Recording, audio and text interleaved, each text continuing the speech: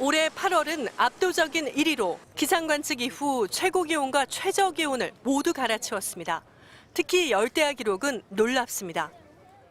8월 전국의 열대야 일수는 기상 관측 이후 처음으로 11위를 훌쩍 넘었습니다. 기록적 폭염이 닥쳤던 1994년과 2018년의 8월도 상대가 되지 못합니다. 이 기록이 얼마나 대단한지 서울과 싱가포르의 8월 최저 기온을 비교해봤습니다. 열대야에 본거진 싱가포르보다 서울의 최저 기온이 높은 날이 31일 중 20일이나 됐습니다. 열대야 대결에서 싱가포르가 서울에 무릎을 꿇었습니다. 이 열기의 근원은 우선 이례적으로 팽창한 아열대 고기압입니다. 예년 8월 같으면 북태평양 고기압이 일본 남해안 근처에 있습니다. 그런데 올해는 이렇게 크게 팽창해서 우리나라 남부와 서태평양 그리고 중국을 뒤덮었습니다.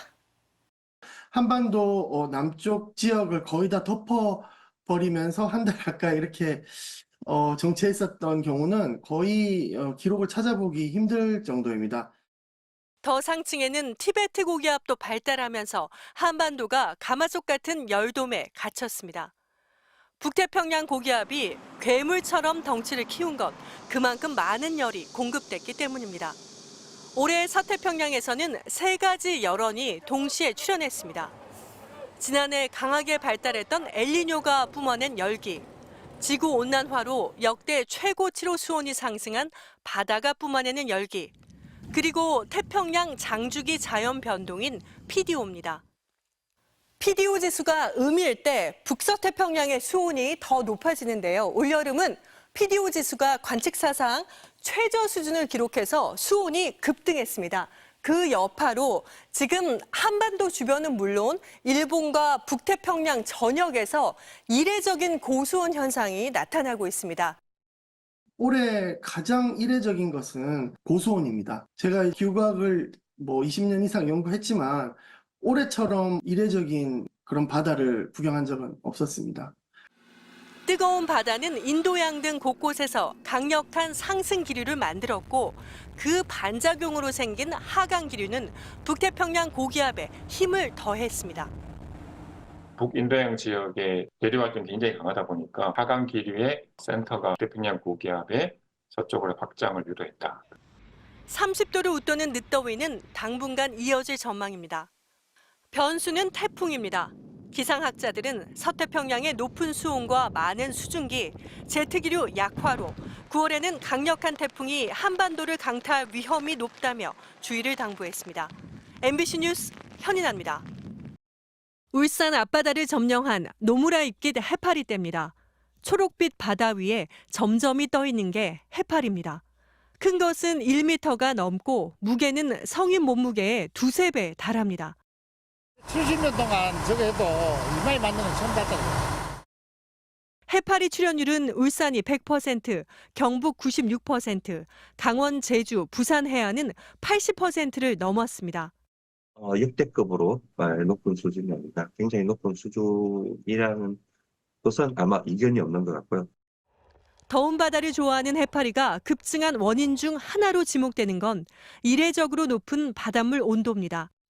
서태평양의 수온을 예년과 비교한 화면입니다.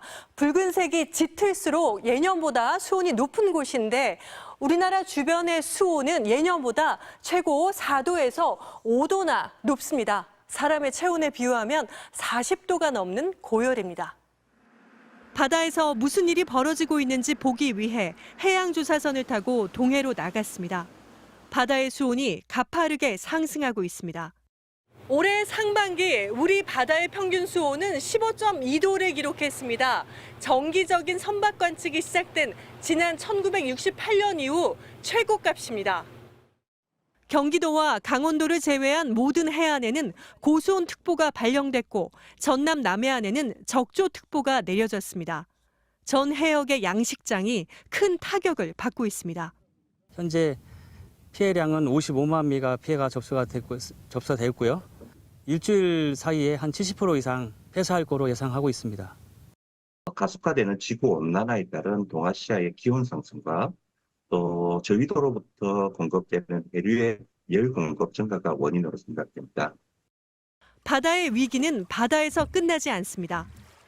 이번 여름 열대야가 얼마나 심한지 보여주는 그림입니다. 전국 66곳 관측소에서 측정된 최저기온 25도 이상인 날을 모두 더했더니 900일이 넘었습니다.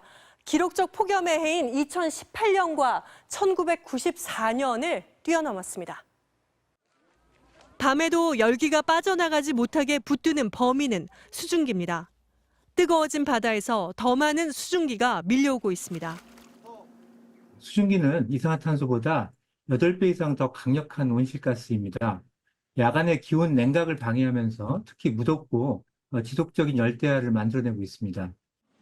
올여름 폭염은 언제쯤 누그러질지 물어봤습니다.